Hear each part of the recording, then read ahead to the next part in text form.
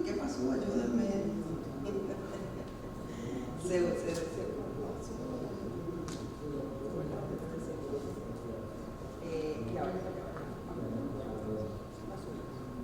Bueno, entonces, déjame aquí donde está abajo. Cuando él lo consiga, de todos modos, él lo llevó a un iPhone, y cuando lo llevó al iPhone, encontró que el paciente no daba buen programa porque no se anulaban los sonidos. Y luego tenemos a un amigo, que no lo veo aquí porque se me fue, él es en...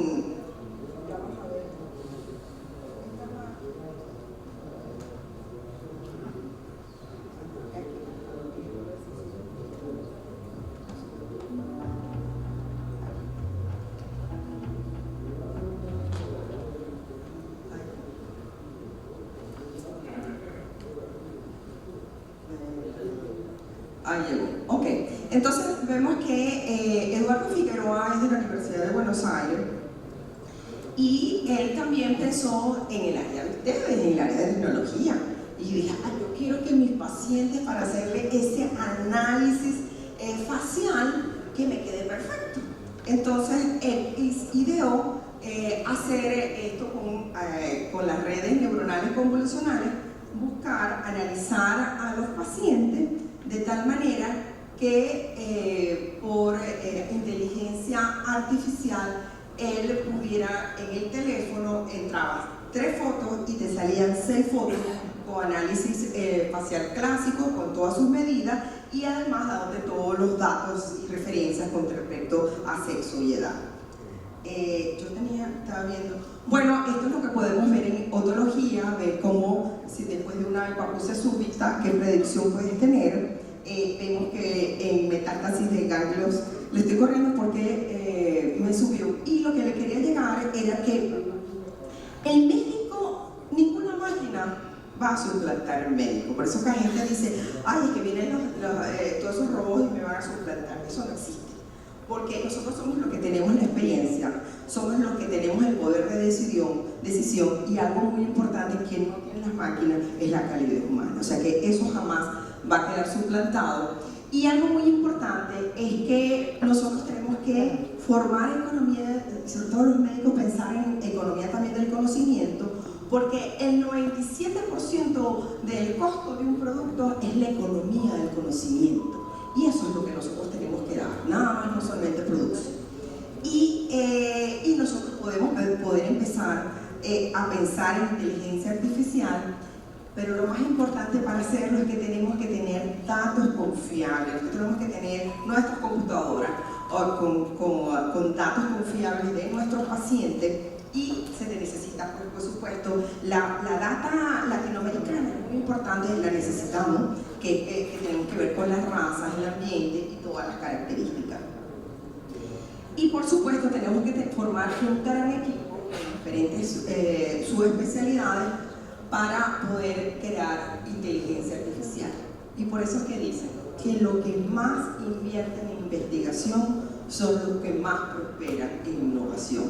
Y nosotros en Latinoamérica vamos a hacer crecer mucho más innovación para que nos llamen a todos los innovadores. Así que muchísimas gracias. Los quiero invitar para el 6º curso de la Asociación Panamericana, que va a ser en Buenos Aires, del 25 al 27 de junio del año que viene.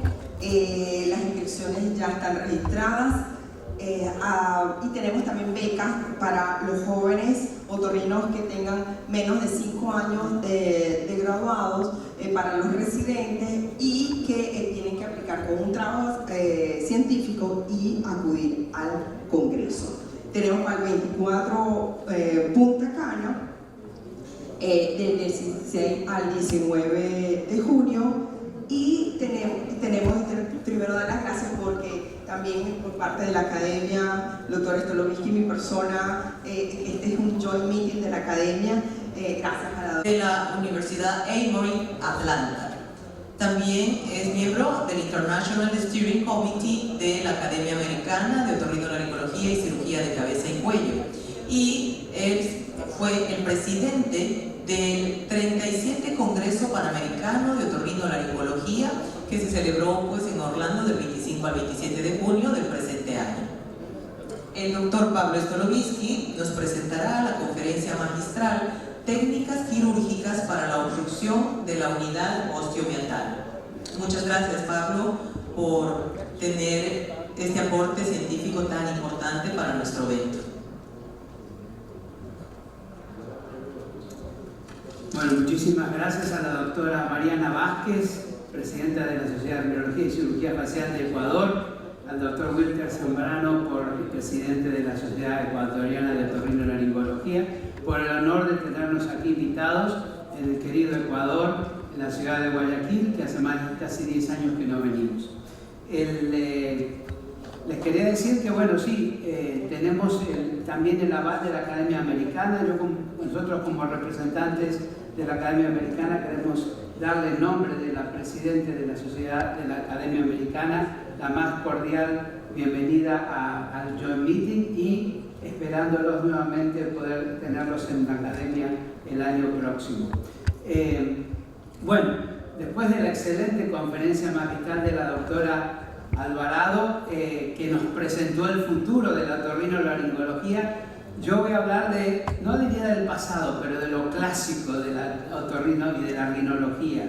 El doctor Edgar Serrano dio una excelente presentación acerca de los consejos y sugerencias de cómo manejar la cirugía rinosinusal, y yo voy a hablar de técnicas quirúrgicas. Estas conferencias generalmente nosotros las damos en los cursos de disección de rinología, y generalmente van acompañadas estas conferencias con ustedes disecando. Para aquellos que están comenzando, por supuesto les quiero decir que el curso de disección es más que importante, y estos son consideraciones teóricas. Y esto que el doctor Serrano también mencionó viene del libro del doctor Hans Stamberger, donde hablan de las 4 lamelas. Las 4 lamelas serían como si en este cuarto, en este salón, tendríamos 4 cortinas. A ver, una cortina aquí, la siguiente más allá, y así sucesivamente. Y la cirugía sinusal endoscópica tiene que ver con cómo negociamos estas cortinas que van apareciendo, siendo la primera el proceso unciforme, la segunda la bula hemoidal, la tercera la lamela basal, y la cuarta, esto no se ve porque es un excelente screen, y la cuarta el rostrum del efenoides. Entonces, también del libro de Stamberger, vemos al cornete, a ver si yo puedo, sí, voy a hacerlo acá. Vemos al cornete medio reclinado hacia arriba, y luego vemos en forma sagital, parasagital, el borde libre del unciforme. Y este borde libre del unciforme es el que tenemos que prestar atención cuando hacemos la disección. Cuando lo vemos en un punto de vista endoscópico, esto del libro de Nikhil-Bhatt, se ve el proceso unciforme en una posición parasagital, cuyo borde libre es el posterior y es el que tenemos que encontrar para hacer nuestra disección. Hay 2 formas de hacerlo. Una es haciendo una incisión en el borde de inserción de la unciforme con el proceso ascendente del maxilar, que es aquí, y la otra, como vamos a ver en ciertas disecciones, cómo se hace retrógradamente. Entonces, ahí vemos el borde libre disecado y separado del proceso ascendente del maxilar. Aquí vemos cómo eso se va disecando y se va sacando el unciforme, y ese es el trabajo que vamos a hacer. Ahora, para tener una buena cirugía endoscópica tenemos que tener muy buena visualización. Si no tenemos buena visualización, generalmente cometemos errores. Por lo tanto, la vasoconstricción pasa a ser una cosa súper importante. Acá tenemos los puntos de inyección en donde se inserta la unciforme para conseguir buena hemostasis. Y acá les muestro brevemente, esta es una aguja que se usa para amígdala, pero es una aguja que se puede doblar y le puede dar cierta angulatura para poder entrar en la mucosa. Ahí vemos cómo estamos inyectando el borde de inserción del luciforme y luego unas inyecciones en la parte más medial del cornete medio para permitir una buena vasoconstricción y prevenir el sangrado. Entonces, vamos a ver. A ver, primero quiero saber, levanten la mano los que están recién comenzando a hacer cirugía endoscópica o que están pensando en hacerla. Levanten la mano. Nadie. Ok, gracias. Y díganme quiénes son los que ya tienen mucha experiencia con esto. Levanten la mano. Bien. Ok, tenemos un buen balance. Bueno, los que tienen mucha experiencia pueden irse a tomar un café porque no les voy a enseñar nada nuevo. Pero los que sí están empezando van a aprender. Entonces, esto es con un Valpro donde se va palpando el borde libre del luciforme. Y eso es importante saber dónde está. Porque después uno va con pinza retrógrada y se mete en ese borde libre. Esta es la disección retrógrada. Y ahí es donde se muerde. Fíjense, aquí es donde se está la pinza detrás del luciforme y va a morder. Y después de la mordida se hace una ventana, la podemos llamar la uncinotomía. Esa uncinotomía permite entonces ver o dividir, digamos, a la unciforme, si lo ven así, en una porción que es la ascendente y la porción horizontal. Entonces eso nos va a permitir hacer una disección con mucha más tranquilidad. Desde mi punto de vista, la uncinectomía debe hacerse retrógrada porque es lo que se dice el principio quirúrgico de lo conocido a lo desconocido. Mientras que cuando uno hace una incisión en la inserción del luciforme, uno tiene que saber más o pensar más o menos dónde está. Las dos técnicas sirven, han probado el paso del tiempo, cada uno elige lo que mejor funciona en sus manos. Pero desde mi punto de vista la retrógrada es más segura, particularmente para los que están comenzando. Ahora, el micromotor está aquí para quedarse y ya lo tenemos gracias al doctor Ruben Seidlitz, que se le ideó por los años 90 usar un motor con pinza aspiradora. El micromotor también, a ver, levanten la mano los que usan micromotor. Los mismos que estaban antes, los que no se fueron a tomar café. Bien. Micromotor es una técnica de disección muy elegante y muy precisa, pero también puede ser peligrosa si uno no tiene buen control del instrumento. O sea, no hay instrumentos peligrosos, hay cirujanos peligrosos. Entonces, el micromotor nos va a ayudar a resecar las porciones que le dije, la superior y la horizontal. Fíjense. Y entonces lo hace de una manera muy elegante y muy precisa. Y al sacar el luciforme, ¿qué vemos? En plano parasagital, el ostium natural del seno maxilar. Esto en una cirugía de un paciente que tiene patología mínima, es lo mínimo que se debe hacer, que es una cirugía mínimamente invasiva que permite airear el ostium del maxilar. Esto no es así en pacientes que tienen endotipo tipo 2, que son los que tienen las poliposis masivas. En ese caso, nosotros lo que hacemos aquí es agrandar, y ya vamos a ver casos similares a eso. Bueno, esta es la uncinectomía con forceps. Yo ya no la hago más con forceps, pero bueno, este es un video viejo donde les muestro que estoy palpando el borde libre para ver dónde está el unciforme. Una vez que lo tengo bien delineado, entro con pinza retrógrada y nuevamente, les muestro lo que ya les enseñé antes, muerdo 1, 2, 3 veces hasta llegar al proceso ascendente del maxilar. Y allí, ahora con pinza, generalmente una pista de 45 grados que puede ser, si tienen la True Cut, la que, de corte verdadero, uno muerde a nivel de la inserción y entonces lleva esa parte superior del unciforme para resecarla completamente.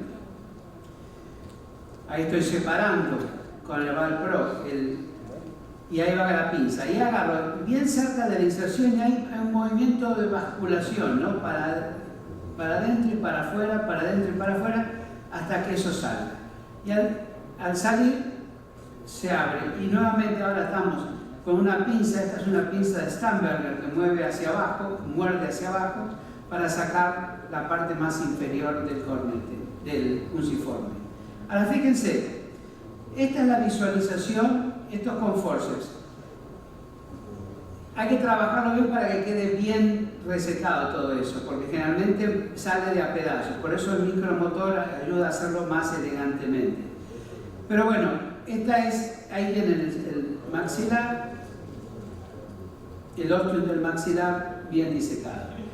Ahora, eso fue con el endoscopio de 0 grados. Fíjense si ponen ustedes una de 45 grados. Miren esto. En el de 45 grados yo no solamente veo eso, sino también veo un ostium maxilar. Ahí está. Ese era el accesorio. Y el ostium natural del seno está más adelante. Fíjense, es este. Es este. Eso lo estoy viendo con el de 45. Por lo tanto, una de las cosas que les voy a enseñar en el tema de prevenir complicaciones es que hay que conectar el ostium accesorio con el ostium natural para prevenir la microcirculación. Y esta es la misma técnica, después de haber inyectado, se ve, lo vamos a hacer con el micromotor. Aquí, una pinza más delicada, la Micro France, es más cara también, pero es más delicada, hace la uncinotomía, ¿ven cómo abre ahí? Y ahí uno va separando, digamos, de lateral a medial, con el micromotor se mete y empieza a comer la unciforme, que como les digo lo hace de una forma más delicada, sin arrancar y mucho más precisa, les diría. Pero bueno, eso es para cuando ya tenga más experiencia y cuando el lugar donde están operando tenga micromotor. Y entonces ahí ven cómo el micromotor rápidamente va disecando todo eso y les deja una disección muy limpia. Bien, entonces, esa es la uncinectomía con o sin abrir el ostium del maxilar. Pero hay casos donde uno debe hacer una cirugía más invasiva. Por ejemplo, estamos hablando de una poliposis masiva, donde uno necesita abrir mucho más y hacer algo más grande. Cuando hay patología recalcitrante, a pesar de tener una antrostomía amplia, en casos de, por ejemplo, de revisión, cuando se removió la mucosa completamente, cuando hay una extasia de la mucosa, de la cilia crónica, y luego la enfermedad fibroquística. Entonces, megaantrostomía significa agrandar la antrostomía mucho más grande de lo que haríamos en cualquier otra circunstancia. Es una técnica mucho más agresiva que permite el drenaje por gravedad en posición supina y de parado y que permite irrigar al seno maxilar mucho mejor y también nos permite a nosotros visualizar el seno maxilar en toda su extensión, desde el piso a la parte anterior a la parte superior. La visualización es mucho mayor. Yo generalmente las uso en rhinosinusitis recalcitrante, pacientes que han tenido cirugía, que tienen esa cantidad de costra y de infección constante, de que la mucosa está enferma con osteitis significativa. Entonces, esto, digamos, es el diagrama de una pared lateral sin operar, y esto es lo que se sacaría. Fíjense, lo que sale aparte de la antrostomía, todo hasta la parte de la posterior de la fontanela y el cornete inferior, todo eso se saca, incluyendo la parte del cornete inferior. Y les digo que no hay casos de síndrome de nariz vacía o de esa sequedad que se produce. Esta es una megaantrostomía donde se muestra que el cornete inferior, en la parte, digamos, tercio medio, donde está la parte de drenaje, se reseca. Y por supuesto es una cirugía más agresiva, pero la hacemos cuando hay muy buenas razones para hacerla. Entonces ahí se corta el cornete más posteriormente y se reseca el cornete. A partir de ahí se saca y queda toda la parte inferior donde está la inserción del cornete. Esa parte de la pared, digamos, medial del seno maxilar se va a sacar, se va a fresar, porque esa es lo vamos a llevar hasta el piso de la nariz. Ese seno va a quedar hasta el piso de la nariz. Entonces, esa es cauterización y ahí se sigue mordiendo hacia abajo para sacar lo más que se pueda el piso hasta llegar. Toda esa parte se va, ¿ven? Este es el piso de la nariz y esta es la parte que tenemos que sacar. Todo eso se reseca. En algunos casos se hacen colgajos para que la mucosa entre. Pero fíjense que bien se ve el piso del maxilar. Aquí viene el piso del maxilar, lo cual nos permite controlar la patología. Por ejemplo, si tenemos que hacer algo como un papiloma invertido muy significativo, que tenga inserciones anteriores e inferiores. Miren, así queda. Esta es la megaantrostomía. Ahora, ¿por qué fracasa la cirugía del maxilar si parece ser bastante sencilla? Bueno, la causa número uno que yo veo en todas las cirugías que yo hago de revisión es que el unciforme no fue resecado completamente. Hay unciforme que queda ahí y eso produce patología porque el ostium del maxilar no se ha abierto. Antrostomía en la fontanela posterior. Estamos ansiosos por entrar, entramos con una succión curva, penetramos la fontanela posterior, punto, ya tenemos la antrostomía. No es antrostomía en el seno, en el ostium natural, es una antrostomía en la fontanela posterior, lo cual puede permitir recirculación. Ahí es la segunda falla de la cirugía del maxilar. Entonces, no abrir el ostium natural significa que no lo vimos, no lo abrimos porque no sacamos el unciforme como corresponde. Y la otra que les voy a mostrar es una celdilla infraorbital de Haller. La celdilla infraorbital, que es una extensión del etmoides hacia el maxilar, angosta al ostium del maxilar e impide que el moco por flujo mucociliar salga como corresponde. Y cuando uno ve todas las causas por las cuales fracasa, unciforme residual en un porcentaje de 55%, antrostomía posterior un 72% de esa cirugía fracasan y una celdilla infraorbital residual también. Nos hemos dado más de 3 meses mínimo, o a veces tenemos 6 meses, un año llevando ese niñito y los tratamientos no funcionan.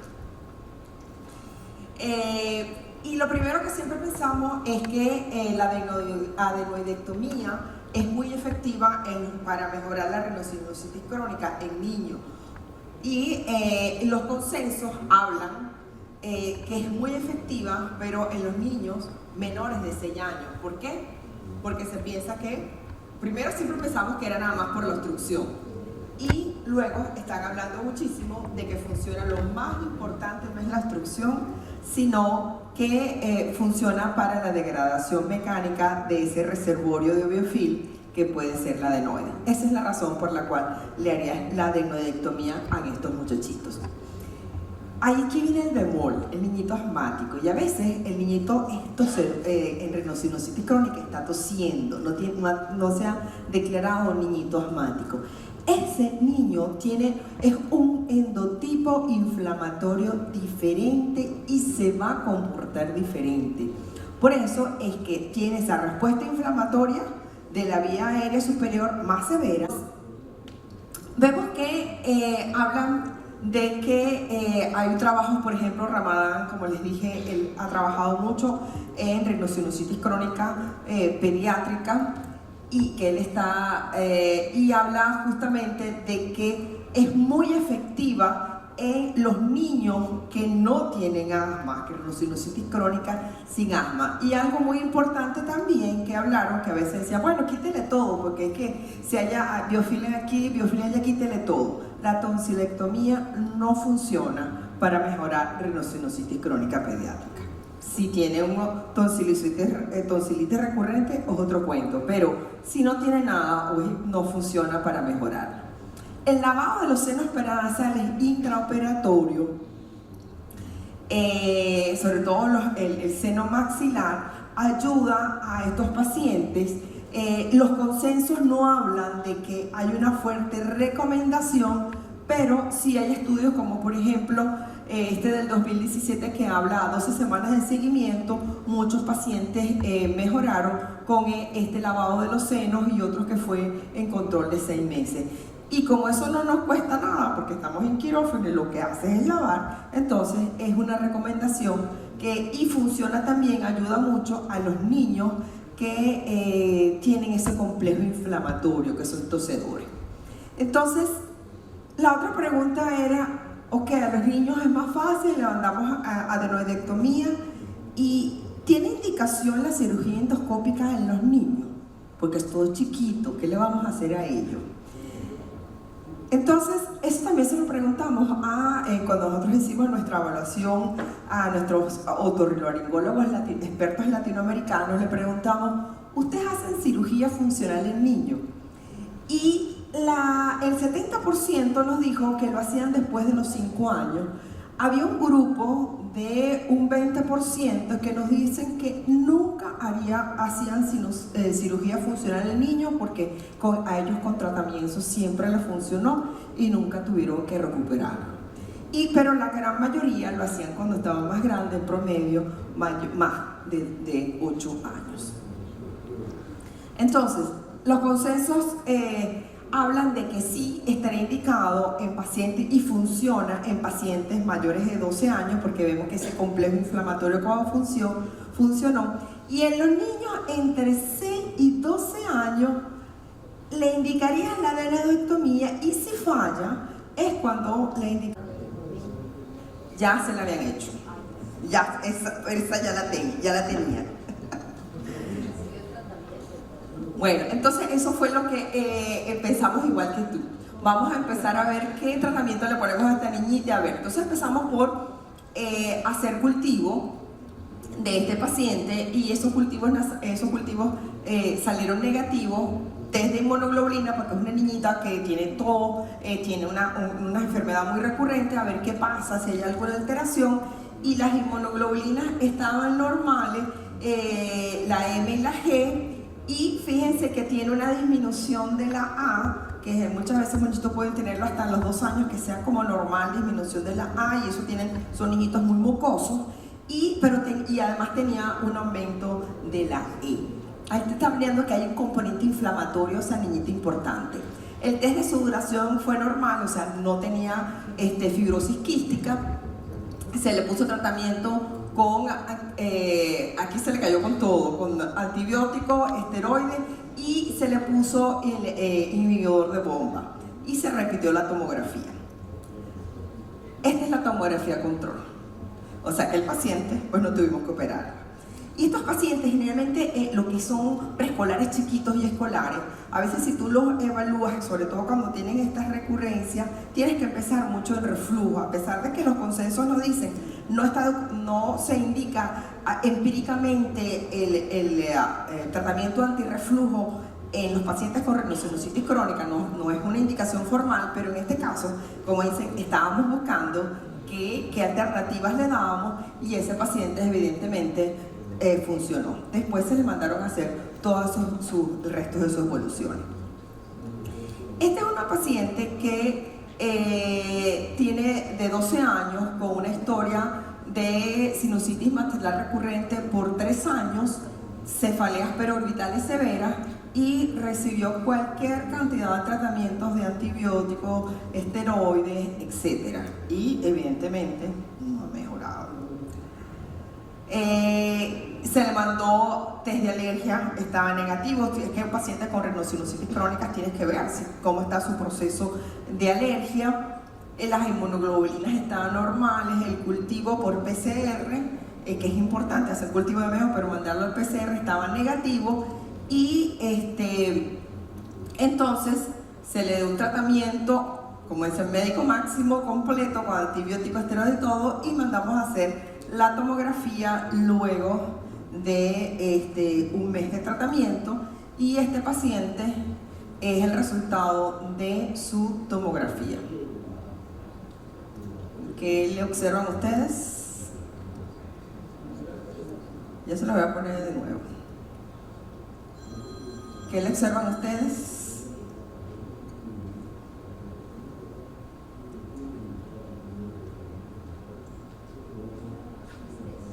¿Ah?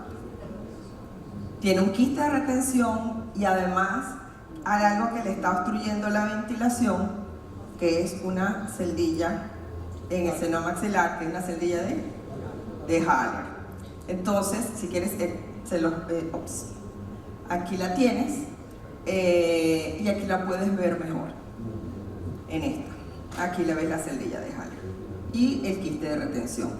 Entonces, este paciente, pues evidentemente, le seguimos con tratamiento, las ponemos un balón o le hacemos cirugía funcional endonasal. ¿Quién le quiere seguir con tratamiento médico? Muy bien. ¿Quién le quiere poner un balón? El seno maxilar. Bueno, más el seguro a todito se los pagó. ¿Le ponemos balón? Bueno, esta es una de las contraindicaciones de poner balón, y es tener celdillas de Haller, porque si no el balón no va a pasar, el catéter no va a pasar. Entonces, evidentemente, tiene indicación de una cirugía funcional endoscópica. Y este es el caso del paciente, donde ustedes ven que estamos levantando. Ok, y van a ver que es importante para nosotros ir palpando dónde estamos, porque ese techo de la órbita pues evidentemente está abajo, y nosotros tenemos que ir, está pendiente justamente de cuidarnos de eso. Estamos ahí, ¿qué estamos haciendo ahorita? La apófisis ossiforme, que no nos estamos, exactamente, estamos abriendo ese osteo, y por lo tanto tenemos que ir llevándonos esa apófisis ossiforme para poder tener una buena visualización del ostium. Y luego vas a ver que tenemos que ir cuando lo abramos, vamos a ver cuando lo palpamos. Aquí estaba, aquí lo tienes bien abierto. Entonces, como vemos, los niveles de evidencia, adenoidectomía sola es efectiva en niños menores de 6 años. Este es el resumen de este trabajo, de esta publicación que hicimos en el 2020, y que es efectiva en menores de 6 años, y esto es un nivel de evidencia de caso serie, es un nivel de evidencia 4, que el balón de catéter sinoplastia no tiene una evidencia fuerte para el tratamiento de rinosinusitis crónica, porque siempre está también basado en casos series, o sea que más bien son consensos que hablan que no está fuerte evidencia. Y la endoscopia de la sinusitis, la cirugía endoscópica sinusal, es efectiva en pacientes en que falló la adenoidectomía o que son niños mayores. Ves que toda la evidencia son niveles 4. Entonces, vemos que el algoritmo es que en niños menores de 6 años, si no tienen asma, le hacemos adenoidectomía, y si tienen asma, recomendamos que le hagamos adenoidectomía más lavado del seno o un balón sinoplastia para que ellos puedan mejorar, tener mejor efectividad. Y si tienen entre 6 y 12 años, adenoidectomía más el probable cirugía funcional o probable balón. Y cuando tienen más de 12 años, entonces aquí venimos que si El paciente lo que tiene nada más es una obstrucción del tracto de salida, pues nada más hacemos una cirugía funcional limitada a la obstrucción. O sea, si tienes una bula, si tienes una celilla de Haller, o sea, nada más estás limitada a eso. En cambio, si tienes una poliposis, que no es lo usual en los niños, porque generalmente, como digo, está generalmente ligada mucho a fibrosis quística, le tienes que hacer una cirugía funcional completa. Y cuando esto está sin pólipos, por supuesto, vas a hacer una cirugía funcional mínimamente invasiva.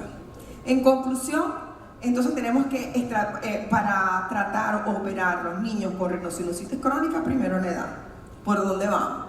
Y eso es lo que nos va a dar, que sobre todo si el niño tiene asma, tenemos que ir avanzando, que el tratamiento enzimático es más intenso, no es que operarlo y lo botamos.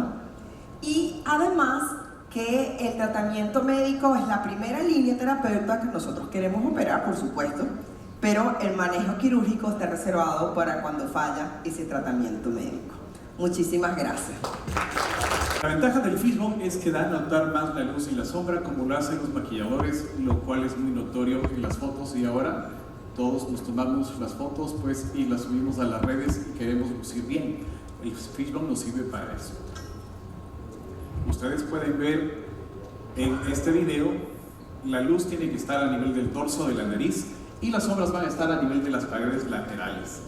Nosotros con el Fishbone vamos a lograr que se forme un dorso en forma de reloj de arena, con lo cual vamos a lograr una curvatura desde la cabeza de la ceja hasta la punta de la nariz, logrando tener una concavidad a nivel del dorso de la nariz, en forma de reloj de arena. En la foto del lado izquierdo ustedes pueden ver el cambio de la luz y de la sombra que se presenta en esta imagen, y eso pues es lo que hace lucir hermosas las fotos que las pacientes o los pacientes presentan luego de las cirugías. Existen variaciones a nivel de los dorsos, a nivel de los huesos nasales. Podemos tener convexos, podemos tener rectos, podemos tener cóncavos. Entonces, el Fishbone, ¿para qué tipo de dorso y huesos nasales sirve? Es ideal para los dorsos convexos. También se puede utilizar en los dorsos rectos. En los dorsos cóncavos prefiero utilizar otra técnica, por ejemplo, utilizar el micromotor con fresas diamantadas, y pulir y modelar y hacer unas fracturas con el piezo intermedias, puede ser, para lograr líneas estéticas dorsales rectas, bonitas, que también es otra técnica que queda muy bien. A nivel de Latinoamérica, los pacientes presentan la mayoría dorsos convexos, y eso va muy bien para la técnica del Fishbone. Ustedes pueden ver aquí, las líneas blancas nos están indicando las convexidades que podemos tener los pacientes a nivel de Latinoamérica, y lo que nosotros queremos es llevar ese dorso a una concavidad. Entonces nosotros... Bien, muchas gracias.